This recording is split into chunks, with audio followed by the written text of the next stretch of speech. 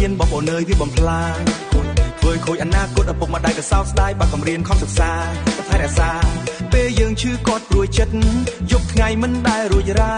កូនល្អត្រូវខំសិក្សាដើរផ្លូវល្អមានសិលធម៌ចេះគោរពលោកគ្រូអ្នកគ្រូទឹកជីវិតមានតម្លៃ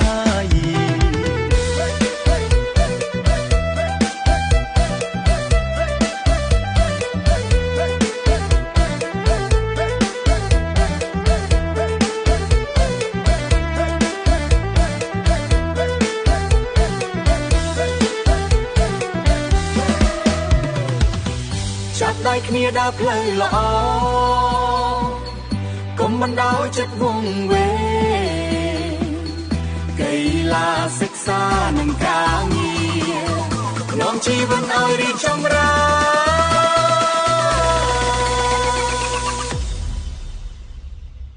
នកុំប្រើថ្នាំញៀនវាធ្វើឲ្យខូចជីវិត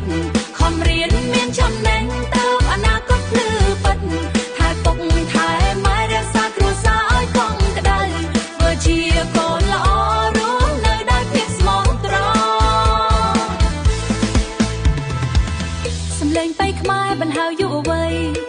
ឲ្យស្រឡាញ់ជាតិខ្មែរនិងការសិក្សារៀនសូត្រកុំឲ្យគ្រឿងញៀនមកបំផ្លាញក្ដីស្រមៃយើងត្រូវរួមគ្នាកសាងថ្ងៃស្អែកថ្មី Yo yo